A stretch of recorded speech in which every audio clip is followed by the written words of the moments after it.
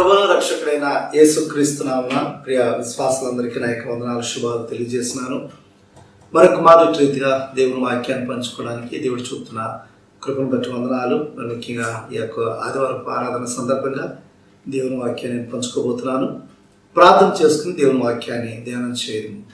ప్రార్థన. మమ్మల్ని అతి మిక్కిలిగా ప్రేమించిన మా ప్రియ పరలోక తండ్రి, నీ శ్రేష్టమైన ఘనమైన నామమునకు వందనములు స్తుతులు. మమ్మల్ని అందరినీ కూడా క్షేమంగా ఉంచి ప్రవేశైనా నేను స్తుతించడానికి, నేను గానపరచడానికి సజీవ లెక్కలో ఉంచిన విధానం పెట్టుకున్నాను తండ్రి. ఈ ప్రత్యేకమైన సమయంలో ఈ వాక్య సత్యాన్ని ధ్యానం చేయడానికి సిద్ధపడుతుండగా నీ వాక్య సత్యము ద్వారా ప్రవేశైన మా ఆత్మీయ జీవితం బలపరచమని ప్రభువైన యేసుక్రీస్తు నామం పేరట అడిగి వేడుకొంచున్నాము తండ్రి. ఆమేన్.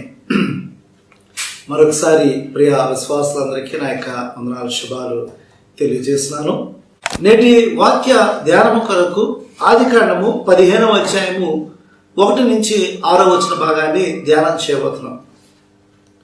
నేటి నా వాక్య అంశము, అబ్రామా భయపడకము, నేను నీకు కేడెము. ఈ వాక్య సందర్భాన్ని మనం చూసినట్లయితే స్పష్టంగా దేవుడు అబ్రాహాముతో మాట్లాడుతున్నాడు. అబ్రాహాము ఒక ఆందోళన చెందుతున్నాడేమో, తన జీవితంలో ఉన్న కొరతను బట్టి అతడు అబ్రాహాము ఆందోళన చెందుతున్న పరిస్థితిలో తన భవిష్యత్తు గురించి ఆలోచిస్తున్న ఈ తరుణంలో అబ్రాహాముతో దేవుడు ఈ అభయమిస్తూ ఈ మాటలు మాట్లాడుచున్నాడు. అబ్రాహాము విశ్వాసుల తండ్రిగా ఉన్నాడు, కానీ అబ్రాహాము యొక్క విశ్వాస యాత్రలో అనేకమైన అనుభవాలు దేవునితో పొంది ఉన్నాడు. ఆ అనుభవాల నుంచి అబ్రాహాము విశ్వాసులకు తండ్రిగా అతను మారి ఉన్నాడు. ఈరోజు మనందరం కూడా విశ్వాసులకు ఒక మాదిరి జీవితాన్ని అబ్రాహాము జీవితం ద్వారా ఈ దినము మనం చూడబోతున్నాము. అబ్రాహాము దేవుడు పిలిచిన వెంటనే హారాను విడిచి దేవుని యొక్క మాటకు విధేయత కలిగి బయటకు వచ్చాడు. దేవుని యొక్క పిలుపుకి విధేయత చూపించినాడు. అయితే దేవునితో కలిసి తన జీవితమైన ప్రయాణంలో ముందుకు వెళుతున్న సమయంలో విశ్వాస యాత్రలో అబ్రాహాములో ఒక ఆందోళన అతడు ఎదుర్కొన్నాడు. ఆ ఆందోళనకరమైన పరిస్థితిలో దేవుడు అబ్రాహాముతో మాట్లాడిన సందర్భాన్ని మనం చూస్తున్నాం. ఈ వాక్య సందర్భం నుంచి 4 ప్రాముఖ్య విషయాలు మనం చూడబోతున్నాం. మొట్టమొదటి మనం చూసినప్పుడు, అబ్రాహామా భయపడకము, నేను నీకు కేడముగా ఉన్నానని చెప్తున్నాడు. కేడము అనే మాటకు మన ఇంగ్లీష్లో చూసినప్పుడు షీల్డ్ మాట, అంటే షీల్డ్ అనేది ప్రొటెక్ట్ చేసేది. ఇక్కడ అబ్రాహాము దేవుడు ఏం చెప్తున్నాడంటే, నేను ఒక షీల్డ్గా ఉండబోతున్నాను, నేను ఒక కేడముగానికి నేను ఉండబోతున్నాను, నువ్వు ఆందోళన చెందవద్దు, నువ్వేమీ కూడా భయపడవద్దు అని చెప్పి ఇక్కడ అబ్రాహాముకి దేవుడు వాగ్దానం ఇస్తున్న సందర్భాన్ని మనం చూస్తున్నాం. బైబిల్లో మనం చూసినప్పుడు అనేకమైన సందర్భాల్లో దేవుడు తన ప్రజలైన వారికి, దేవుడు తన బిడ్డలైన వారికి ఆయన కేడముగా ఉన్నాడు అని దేవుని వాక్యం మనం స్పష్టంగా తెలియజేస్తుంది. మోషే ఇశ్రాయేలుని నాయకుడిగా నడిపించాడు. మోషే చనిపోతున్న సమయంలో ఇశ్రాయేలును ఆశీర్వదిస్తూ ఇశ్రాయేలుతో ఒక ఆశీర్వాదకరమైన మాట చెప్తున్నాడు. దేవుడు మీకు కేడముగా ఉండబోతున్నాడు అనే విషయాన్ని మోషే ఇశ్రాయేలును ఆశీర్వదిస్తూ చెప్తున్నాడు. ద్వితీయోపదేశకాండము 33వ అధ్యాయము 29వ వచనం మనం చూసినప్పుడు, ఇశ్రాయేలు నీ భాగ్యం ఎంత గొప్పది, యెహోవా రక్షించిన నిన్ను పోలినవాడెవడు, ఆయన నీకు సహాయకరమైన కేడము అని చెప్తున్నాడు. ఇక్కడ మోషే ఇశ్రాయేల్ని ఆశీర్వదిస్తూ ఈ మాటలు చెప్తున్నాడు, దేవుడు మీకు కేడముగా ఉండబోతున్నాడని చెప్పి. అదేవిధంగా దావీదు కూడా తన జీవితంలో దేవుడు అనేకమైన ప్రతికూలమైన పరిస్థితుల నుంచి అనేకమైన విజయాలు అనుగ్రహించిన దేవుని గురించి కూడా దావీదు ఒక కీర్తన పాడుతున్నాడు. దేవుడు తన జీవితంలో ఏ విధంగా ఉన్నాడని చెప్తూ 2వ సమూయేలు గ్రంథము 22వ అధ్యాయము 3వ వచనాన్ని చూసినప్పుడు, సౌలు చేతుల నుంచి, శత్రువుల చేతుల నుంచి యెహోవా దేవుడు తన రక్షించిన విధానాన్ని గురించి ఒక పాట రాశాడు దావీదు. ఆ పాటలో దావీదు దేవుని గురించి ఈ విధంగా మరి సంబోధిస్తున్నాడు. 2వ సమూయేలు గ్రంథము 22వ అధ్యాయము 2-3 వచనాలు మనం చూసినట్లయితే, యెహోవా నా శైలము, నా కోట, నా రక్షకుడు. 3వ వచనం చూసినప్పుడు, నా దుర్గము నేను ఆయనను ఆశ్రయించుదును, నా కేడము నా రక్షణ శృంగము, నా కేడము నా రక్షణ శృంగము. కాబట్టి దావీదు జీవితంలో కూడా ఎన్నో అనుభవాలు దావీదు పొందుకున్నాడు. తన జీవితం అనే ప్రయాణంలో దేవుడు దావీదుని రాజుగా అభిషేకించాడు. ఎప్పుడైతే రాజుగా అభిషేకించాడో ఆనాటి నుంచి దావీదు జీవితంలో ఎన్నో విజయాలు పొందుకున్నాడు. ఎన్నో కష్టాలు, ఎన్నో శ్రమలు దావీదు పొందుకున్నాడు. అందుకే దావీదు ఆ అనుభవం నుంచి రాసిన పాటలో చెప్తున్నాడు, నా దుర్గము, నేను ఆయనను ఆశ్రయించుదును, నా కేడము నా రక్షణ శృంగము అని చెప్తున్నాడు. అదేవిధంగా సామెతల గ్రంథము 30:5 చూసినప్పుడు ఆయనను ఆశ్రయించు వారికి ఆయన కేడము అని చెప్తున్నాడు. ఆయనను ఆశ్రయించు వారికి, ఇది నీవు నేను కూడా ఆయనను ఆశ్రయించేవారుగా ఉన్నట్లయితే ఆయన మనకు ఒక షీల్డ్గా ఆయన ఉండబోతున్నాడు. నేటి పరిస్థితులు మనం చూస్తున్నప్పుడు మన చుట్టూ ఎన్నో గందరగోళమైన పరిస్థితులు మన జీవితంలో ఉన్నాయి కదా. ప్రపంచం అంతా కూడా అటువంటి పరిస్థితులు ఉన్నాయి. అయితే తన బిడ్డలైన వారు ఎవరైతే తనను విశ్వసిస్తారో, ఎవరైతే తనను ఆశ్రయిస్తారో వారికి దేవుడిస్తున్న అభయం ఏంటంటే, దేవుడిస్తున్న వాగ్దానం ఏంటంటే, నేను మీకు కేడముగా ఉన్నాను. అబ్రాహాము చెప్తున్నాడు, నేను నీకు కేడముని అని చెప్తున్నాడు. భయపడకు, నేను నీ కేడమని చెప్తున్నాడు. ఇశ్రాయేలుకు మరి మోషే ఆశీర్వదిస్తూ ఈ మాటలు చెప్తున్నాడు, ఆయన మీకు కేడముగా ఉండబోతున్నాడు అని చెప్తున్నాడు. దావీదు అనుభవం చెప్తున్నాడు, ఆయన నా కేడము అని చెప్తున్నాడు. కాబట్టి ఇది నాన్న మనందరికీ ఆయన కేడముగా ఉన్నాడు, ఆయన ఒక షీల్డ్గా ఉన్నాడు. ఇటువంటి విపత్కరమైన పరిస్థితుల్లో ఆయన మనం విడిచివాడు కాదు. ఇప్పుడు అబ్రహాముతో దేవుడు వాగ్దానం చేసుకున్నాడు. అబ్రహాము ఆందోళన చెందుతూ నీ పరిస్థితిలో, భయపడుతూ నీ పరిస్థితిలో తన భవిష్యత్తు గురించి ఒక ఆలోచన కలిగి ఉన్నాడు. తన భవిష్యత్తు గురించి ఒక ఆందోళన చెందుతున్న పరిస్థితులు ఉన్నాడు. ఆ పరిస్థితిలో అబ్రహాముతో దేవుడు చెప్తున్నాడు, నేను నీ కేడెమను, భయపడకుము అబ్రహమా అని చెప్పి దేవుడు ధైర్యపరుస్తున్న సందర్భాలు చూస్తున్నాం. అయితే ఇప్పుడు అబ్రహాముకి దేవునికి ఒక సంభాషణ జరుగుతుంది. అక్కడ ఆ సంభాషణలో కొద్దిగా ఆందోళనతో, ఒక విధంగా అసంతృప్తితో అబ్రహాము దేవునితో మాట్లాడుతున్నాడు. గమనించండి, ఎవరైతే దేవునితో సన్నిహితమైన సంబంధాన్ని కలిగి ఉంటారో వారు మాత్రమే అటు రీతిగా మాట్లాడగలరు. దేవునితో సన్నిహితమైన సంబంధం లేని వారు అటువంటి సంభాషణ కలిగి ఉండరు. ఎందుకంటే వారు దేవునితో సంబంధం లేని వారు. కానీ దేవునితో సంబంధాన్ని ఎవరైతే కలిగి ఉంటారో ఖచ్చితంగా వారి రీతిగా మాట్లాడగలరు అనడానికి ఈ యొక్క వాక్య సందర్భమైన నిదర్శనం. ఇప్పుడు అబ్రహాముకి దేవుడు దర్శనం ఇచ్చి ఉన్నాడు. దేవుని యొక్క దర్శనం ద్వారా దేవుడు మాట్లాడుతున్నాడు.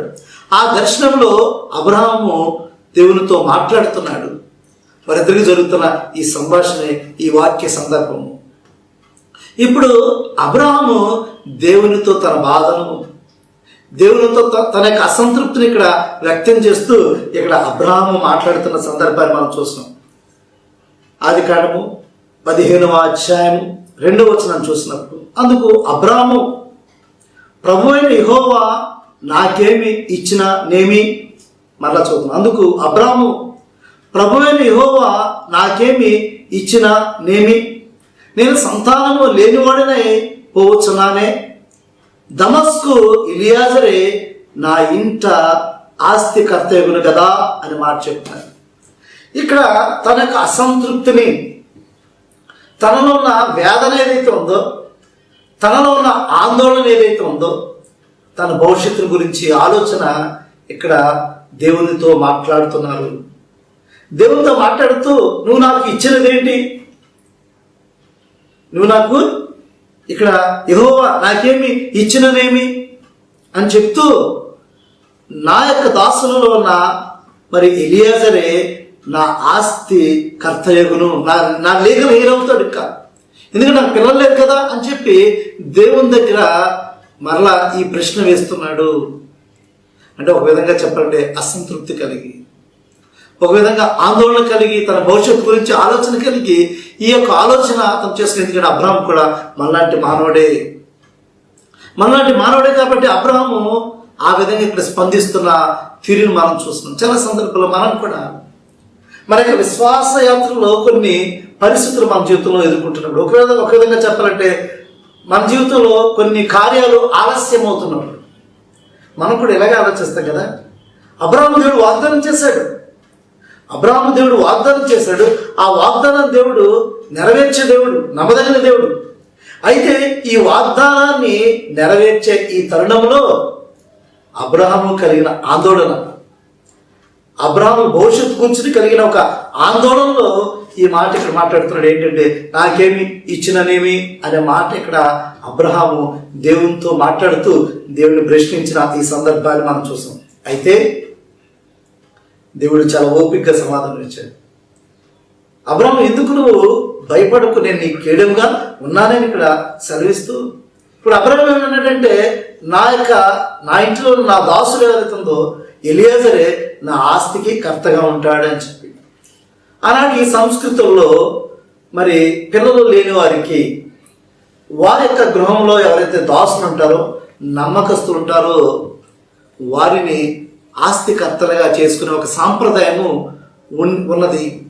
దానిని బట్టి ఇప్పుడు అబ్రాహాము ఈ విధంగా మాట్లాడుతున్నాడు. ఎందుకంటే నాకు పిల్లలు లేరు కదా, కాబట్టి ఇతడే నా ఆస్తికర్త అని చెప్పి ఇక్కడ దేవునితో మాట్లాడుతున్న సందర్భాన్ని మనం చూస్తున్నాం. కానీ దేవుడు ఆ మాటను తిరస్కరించాడు. ఎందుకంటే దేవుడు చెప్తున్నాడు, దేవుడు వాగ్దానం చేశాడు. ఈ యొక్క వాక్య భావంలో మనం చూసినట్లయితే యెహోవా వాక్యము అతని వద్దకు వచ్చి, అతడు నీకు వారసుడు కాడు, నీ గర్భవాసమున పుట్టబోచున్నవాడు నీకు వారసుడగునని చెప్పాను. చూసారా, దేవుడు అబ్రాహాముతో స్పష్టంగా చెప్తున్నాడు, అతడు నీకు వారసుడు కాడు. ఒకవేళ నువ్వు తొందరపడి అతడిని వారసుడిగా నువ్వు ఎంచుకుంటున్నావేమో, నీకు ఆస్తికి కర్తగా అతను నువ్వు ఎంచుకోబోతున్నావు, అది సరైనది కాదు. అతడు నీ వారసుడు కాడు, నీ గర్భం ద్వారా నీకు పుట్టినవాడు కాదు, కాబట్టి అతను వారసుడు కాదని చెప్పి ఇక్కడ స్పష్టంగా దేవుడు ఆ యొక్క మాటను తిరస్కరిస్తున్నవాడుగా మనం చూస్తున్నాం. కాబట్టి రెండోది మనం చూసినప్పుడు ఇక్కడ అబ్రాహాము ఆందోళనతోటే తన యొక్క భవిష్యత్తు గురించి ఆలోచన చేసి, అయ్యో నాకు బిడ్డలు లేరు కాబట్టి నాకు ఇంత ఆస్తి ఉంది, ఈ ఆస్తికి ఒకడు మరి లీగల్ హీర్ కావాలి. కాబట్టి ఇక్కడ అబ్రాహాము దేవునితో మాట్లాడుతూ, దేవునితో అతి సన్నిహితమైన సంబంధాన్ని కలిగిన వాడుగా దేవుడు అబ్రాహాముతో అబ్రాహాము దేవునితో ఈ మాటను మాట్లాడిన సందర్భాన్ని చూస్తున్నాం మనం.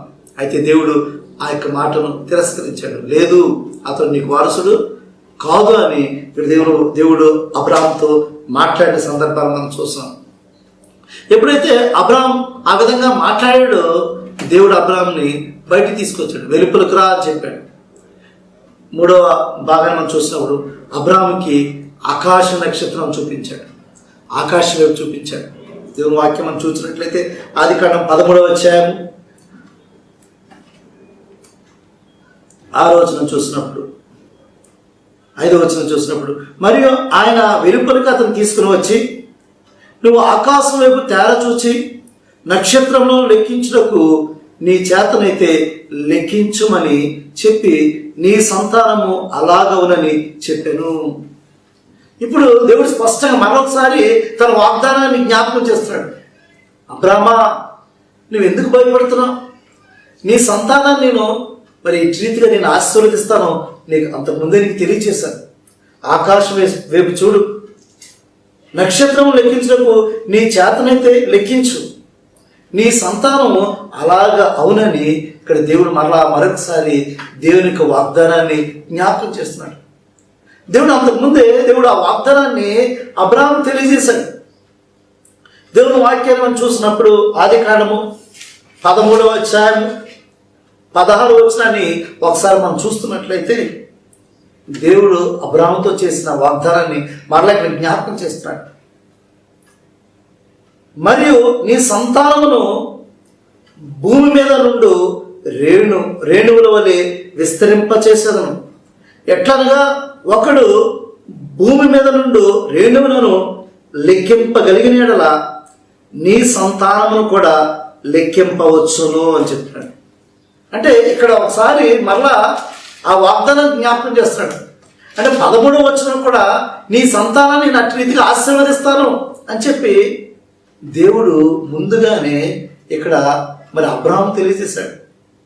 అంటే ఇసుక రేణుల వలె మరి నీ యొక్క సంతానం నేను ఆశీర్వదిస్తానని చెప్పిన దేవుడు మరలా ఆ వాగ్దానాన్ని జ్ఞాపకం చేస్తూ నీకు చెప్పాను కదా, ఇప్పుడు ఆకాశం వైపు చూపిస్తున్నాడు. ఆకాశం వైపు చూపించి ఆకాశంలో ఉన్న నక్షత్రాన్ని నువ్వు లెక్కించగలవా? లెక్కించలేవు కదా. ఎవరైనా లెక్కించగలరా? లెక్కించలేరు. నీ సంతానాన్ని అట్టి రీతిగా నేను ఆశీర్వదిస్తానని చెప్తున్నాను. కాబట్టి దేవుడు నమ్మదగిన దేవుడు. దేవుని యొక్క వాగ్దానాన్ని ఖచ్చితంగా నెరవేరుస్తాడు. కానీ అంతవరకు మనం వేచి ఉండాలి. చాలా సందర్భాల్లో మనము దేవుడు చేసే కార్యాల గురించి మనము వేచి ఉండలేము. ఫాస్ట్ ఫుడ్ లాగా, ఏటీఎంలో మనీలాగా మనం చాలా సందర్భాల్లో అప్పటికప్పుడే ఆ కార్యాలు మన జీవితంలో నెరవేరిపోవాలి, జరిగిపోవాలని చెప్పి ఆతృత పడుతుంటాం. మనం వెయిట్ చేయాలి. దేవుని కార్యముల కొరకు వేచి ఉండాలి. ఈలోగా దేవుడు అనేకమైన అనుభవాలు మన జీవితంలో నేర్పుతూ ఉంటాడు. కాబట్టి అబ్రహాము జీవితంలో కూడా తనకి విశ్వాస జీవితంలో దేవునితో ప్రయాణం చేస్తూ ముందుకు వెళుతున్నాడు. ఆ యొక్క అనుభవం ద్వారా దేవుడు తన విశ్వాసాన్ని బలపరిచినట్టుగా మనం చూస్తున్నాం. ఈ సందర్భంలో కూడా అబ్రహాము ఆందోళన చెందుతున్నాడు. ఆందోళన చెందుతున్న ఈ పరిస్థితిలో దేవుడు అబ్రహాము బలపరుస్తూ, అబ్రహామా భయపడకము, నేను నీకు కేడమును అని చెప్పి ఇక్కడ దేవుడు అబ్రహాముని బలపరుస్తున్నాడు మనం చూస్తున్నాము. కాబట్టి మూడోది చూసినప్పుడు దేవుడు అబ్రహాము మరలా తన వాగ్దానం జ్ఞాపకం చేస్తున్నాడు. నీ సంతానాన్ని నేను ఆకాశ నక్షత్రం వలె నేను ఆశీర్వదిస్తాను అని చెప్పి మరలా దేవుని వాగ్దానాన్ని జ్ఞాపకం చేస్తూ దేవుడు అబ్రహాము విశ్వాసాన్ని బలపరిచిన సందర్భాన్ని మనం చూస్తున్నాం. నాలుగో ప్రాముఖ్య విషయం మనం చూస్తున్నట్లయితే, ఎప్పుడైతే దేవుడు అబ్రహాముతో మాట్లాడాడు, ఎప్పుడైతే అబ్రహామును బలపరిచున్నాడో, ఇప్పుడు అబ్రహాము దేవుని నమ్మాడు. ఎందుకంటే దేవుడు అతను బలపరిచాడు. మళ్ళీ తన వాగ్దానాన్ని జ్ఞాపకం చేస్తూ ఎప్పుడైతే బలపరుచున్నాడో అబ్రహాం నమ్మాడు. నమ్మి తన విశ్వాస యాత్రలో ముందుకు కొనసాగినట్టుగా మనం చూస్తాం. ఆదికాండము 15వ అధ్యాయం 6వ వచనం చూసినప్పుడు, అతడు యెహోవాను నమ్మెను, ఆయన అది అతనికి నీతిగా ఎంచెను. ఈ వాక్య సందర్భంలో ఇక్కడ అబ్రహాం దేవుని నమ్మాడు, దేవుని మాటలు విశ్వసించాడు. ఎందుకంటే దేవునికి విధేయత కలిగిన వాడుగా ఉన్నాడు. ఆందోళన కలిగింది, తన భవిష్యత్తు ఏమవుతుందో, తనకి ఎంత ఆస్తి ఉంది కానీ నాకు బిడ్డలు లేరని చెప్పి ఆ బిడ్డలు లేని ఆ బాధను, ఆందోళన కలిగి ఉన్నాడు. అంటే భవిష్యత్తు గురించి ఒక ఆలోచన కలిగి ఉన్నాడు. కాబట్టి ఇక్కడ ఓకే, నా యొక్క కుటుంబంలో లేకపోతే నా దగ్గర ఉన్న ఒక దాసుడు, ఒక పెద్ద, అతడు నాకు ఆస్తికర్తగా ఉంటాడని చెప్పి ఇక్కడ అన్నాడు. దేవుడు చెప్పాడు, అతడు నీకు వారసుడు కాదు, నీ గర్భమును పుట్టినవాడు నీకు వారసుడిగా రాబోతున్నాడు. నీ సంతానాన్ని నేను ఆకాశంలో ఆ యొక్క నక్షత్రం వలె నేను ఆశీర్వదిస్తాను, భూమి మీద ఉన్న ఆ రేణువుల వలె నీ సంతానం నేను ఆశీర్వదిస్తానని చెప్పి దేవుడు వాగ్దానం చేశాడు. ఆ వాగ్దానాన్ని మరొకసారి ఇక్కడ బలపరిచి తన విశ్వాసాన్ని బలపరిచిన సందర్భాన్ని మనం చూస్తాము. ఎప్పుడైతే దేవుడు అబ్రహాముని బలపరిచాడో, అబ్రహాముకి అభయం ఇచ్చాడు, నేను నీ కేడుగా ఉండబోతున్నాను, నీ సంతానం నేను ఆశీర్వదిస్తానని చెప్పి మరలా ఎప్పుడైతే దేవుడు బలపరిచున్నాడు, అబ్రహాము విశ్వసించాడు, నమ్మి అన్నాడు. అబ్రహాము నమ్మి ఉండుటని బట్టి ఈ satisfied what God has promised, what God has said. దేవుడు ఏదైతే చెప్పినాడో దాన్ని సంతృప్తి కలిగి ఉన్నాడు, సంపూర్ణంగా నమ్మి ఉన్నాడు. ఆ సంపూర్ణంగా నమ్మి యూనిట్ని బట్టి దేవుడు అది అతనికి నీతిగా ఎంచెను అని మనం చూస్తాం. ఈ సందర్భంలోనే faith and righteousness come together. చాలా యూనిక్ కాంటెక్స్ట్ ఇది. విశ్వాసము అదేవిధంగా నీతియు ఒకే సందర్భంలో వచ్చిన సందర్భాలు మనం చూస్తున్నాం. అతను నమ్ముటను బట్టి దేవుడు అతను నీతిగా ఎంచెను అనే మాట మనం స్పష్టంగా ఈ వాక్య సందర్భంలో మనం చూస్తాం. కాబట్టి ఇది నీవు నేను కూడా మన జీవితంలో కూడా అనేకమైన ఆందోళనకరమైన పరిస్థితులు కూడా మనం వెళుతున్నామేమో. అనేకమైన పరిస్థితులు, ప్రతికూల పరిస్థితులు మన చుట్టూ ఉన్నాయి కదా, వీటికి ఏమీ భయపడదు. ఎందుకంటే దేవుడు మనకు కేడముగా ఉన్నాడు. అబ్రహాము కేడముగా ఉన్న దేవుడు, ఇశ్రాయేలు కేడముగా ఉన్న దేవుడు, దావీదు కేడెముగా ఉన్న దేవుడు ఈరోజు నీకు నాకు కూడా కేడెముగా ఉంటానని సెలవిస్తాడు. ఆయన ఆశ్రయించిన వారికి, ఆయనను విశ్వసించిన వారికి ఖచ్చితంగా ఆయన కేడెముగా ఉంటాను అని సెలవిస్తున్నాడు. కాబట్టి ఈ ప్రత్యేకమైన సమయంలో నీ నా జీవితాల్లో ఈ విశ్వాస యాత్రలో మనం ముందుకు సాగుతున్నప్పుడు ఆయన కేడెముగా ఉండబోతున్నాడు. ఆయన కేడెముగా ఉండి నీ నా జీవితాన్ని నడిపించబోతున్నాడు. నీ నా జీవితాన్ని ఆయనకు అప్పగించినప్పుడు నీ భవిష్యత్తుని ఆయనే ఉన్నతంగా తీర్చిదిద్దబోతున్నాడు. ఆ భవిష్యత్తు ఎలా ఉండబోతుంది? చాలామంది నేటి కరోనా వైరస్ యొక్క విపత్కరమైన పరిస్థితి బట్టి ఉద్యోగాలు కోల్పోయారు కదా, చాలా ఇబ్బందుల్లో ఉన్నారు, ఆర్థికంగా చాలా ఇబ్బందుల్లో ఉన్నారు. వీటన్ని పరిస్థితుల్లో దేవుడు చెప్తున్నాడు, నేను నీ కేడెముగా ఉంటాను, మీరేమి భయపడద్దని చెప్తున్నాను. అబ్రహాము కూడా అటువంటి ఆందోళన కలిగి ఉన్నాడు భవిష్యత్తు గురించి. దేవుడు చెప్తున్నాడు, నేను నీ కేడెముగా ఉంటున్నాను, నువ్వు భయపడొద్దు అని చెప్తున్నాడు. ఏదైనా నీ నా జీవితంలో కూడా దేనికి ఆందోళన చెందవద్దు, దేనికి భయపడవద్దు. దేవుడు మనకు తోడుగా ఉండబోతున్నాడు, దేవుడు మనకి కేడముగా ఉండబోతున్నాడు. కాబట్టి ఆయన విశ్వసించినప్పుడు ఖచ్చితంగా ఈ విశ్వాసయాత్రలో నీ ఆత్మీయ జీవితంలో ఇంకా ఉన్నతమైన ఆత్మీయమైన విశ్వాసంలోనికి నేను నడిపించబోతున్నాడు. అబ్రహాము జీవితంలో పొందిన ఆ యొక్క అనుభవాల్లో దేవుడు ఇంకా ఉన్నతంగా దాన్ని ఆశీర్వదించాడు. ఆత్మీయ జీవితంలో ఉన్నతమైన స్థితికి వెళ్ళి ఉన్నాడు. కాబట్టి మన విశ్వాస జీవితానికి ఇది పరీక్ష. మన విశ్వాస జీవితంలో ఇది పరీక్ష. దేవుని నమ్మి ఆయన విశ్వసించి మనం ముందుకు వెళుతున్నప్పుడు మన చుట్టూ ఉన్న పరిస్థితులు బట్టి కూడా దేవుడు మన విశ్వాసాన్ని పరీక్షిస్తున్నాడు. ఈ పరిస్థితుల్లో ఎక్కడా కూడా మనం దిగులు చెందొద్దు, ఎక్కడా కూడా మనం ఆందోళన చెందవద్దు. ఎందుకంటే అబ్రహాముకి కేడెముగా ఉన్న దేవుడు ఈరోజు నీకు కూడా కేడెముగా ఉండబోతున్నాడు.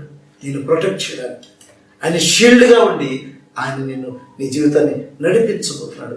భవిష్యత్తు గురించి ఆందోళన వద్దు, నేటి పరిస్థితుల గురించి ఆందోళన చెందవద్దు. దేవుడు నీకు కేడెముగా ఉండబోతున్నాడు. కాబట్టి ప్రత్యేకమైన సమయంలో అబ్రహాముతో మాట్లాడిన దేవుడు, అబ్రహాముకి అభయం ఇచ్చిన దేవుడు ఏదైనా నీకు నాకు కూడా అభయం ఇస్తున్నాడు. నా ప్రియ విశ్వాసాలుగా భయపడకండి, నేను మీకు కేడెముగా ఉంటానని సెలవిస్తున్నాడు. నేటి ఆందోళనకరమైన పరిస్థితుల్లో దేనికి మనం దిగులు చెందొద్దు. మన భవిష్యత్తు గురించి, మన భవిష్యత్తు, మన కుటుంబాలన్నీ కూడా మన దేవుని వద్ద మనం ఉంచుతారు. దేవుడు మనకు ఒక షీల్డ్గా ఉండి, ఒక కేడెముగా ఉండి మన జీవితాన్ని ఆయన నడిపించబోతున్నాడు. దేవుడి మాటలు దీవించిన గాక. ఆమె ప్రార్థన చేసుకుందాం. ప్రేమగల మా తండ్రి, ఈ ప్రత్యేకమైన సమయంలో మరొకసారి ప్రభా నీ వాక్యాన్ని ధ్యానం చేయడానికి మాకు ఇచ్చిన శ్రేష్టమైన సమయాన్ని బట్టి తండ్రి, అబ్రహాం ఆందోళన చెందుతున్న సమయంలో, భయపడుతున్న సమయంలో అబ్రహాంకి నువ్వు ఇచ్చిన ఆ గొప్ప అభయాన్ని బట్టి ప్రభు నీ స్తుతిస్తున్నాం తండ్రి. అబ్రహామా భయపడకము, నేను నీ కేడెముగా ఉన్నాను సరిస్తున్నావు తండ్రి. నీ బిడ్డలైన ఇశ్రాయేలుకు నువ్వు కేడెముగా ఉన్నావు తండ్రి.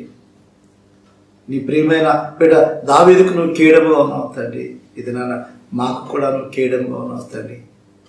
ఈ విపత్కరమైన పరిస్థితుల్లో అనేక మంది మరణిస్తుండగా తండ్రి ప్రభా, నువ్వు మన కేడెముగా ఉండి ప్రభా మనందరూ కూడా సంరక్షించావు తండ్రి ప్రభా. నీ యొక్క కాపుదల్లో మనందరం క్షేమంగా ఉంచిన విధానం బట్టి మనం తండ్రి. అయ్యా మేము నీతిమంతులమని కాదు కానీ, అయ్యా మేము భక్తిపరులమని కాదు కానీ తండ్రి, నీ ఉచితమైన కృప చేతే మమ్మల్ని అందరినీ క్షేమంగా ఉంచావు తండ్రి. మా దగ్గర మా తండ్రి ప్రత్యేకమైన సమయంలో మరొకసారి నీ పాద సన్నిధిలో మేమందరం కూడా మొరపెడుతున్నాం తండ్రి. ఈ కరోనా వైరస్ యొక్క తెగుల్ని మా మధ్య నుంచి తొలగించమని ప్రార్థన చేస్తున్నాం తండ్రి. పరిస్థితులన్నీ కూడా మార్చమని ప్రార్థన చేస్తున్నాం తండ్రి.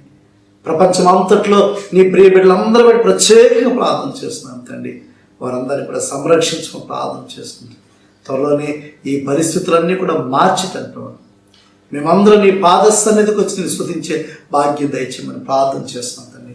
భారత దేశంలో విశ్వాసం బట్టి ప్రార్థన చేస్తున్నాం. ప్రతి ఒక్కరిని సంరక్షించండి. ఇండియా దేశంలో విశ్వాసం పక్షాన్ని ప్రార్థన చేస్తున్నాం తండ్రి. వారందరూ కూడా సంరక్షించమని ప్రార్థన చేస్తున్నాం తండ్రి. మరొకసారి ప్రభా ఇటువంటి పరిస్థితులు నీ వాక్యం ద్వారా మాతో స్పష్టంగా మాట్లాడిన విధానం బట్టి వందనాలు తండ్రి. మీరు భయపడకుడి, నేను మీ కేడెముగా ఉన్నాను సరేస్తున్నాను తండ్రి. ఇట్టి ధైర్యంతో విశ్వాసయాత్రలో ముందుకు వెళ్ళే భాగ్యం తెచ్చమని ప్రభువైన యేసుక్రీస్తు నామం పేరట అడిగి వేడుకుంటున్నాము తండ్రి. ఆమేన్. మన తండ్రి దేవుని ప్రేమ, ప్రభువైన క్రీస్తు కృప, పరిశుద్ధాత్మక నేను సహవాసము ఎల్లప్పుడూ మనందరికీ తోడేయును కాక. ఆమేన్. మీ అందరికీ ప్రభు పక్షాన వందనాలు తెలియజేస్తున్నాను. మీ god bless you all. Thank you.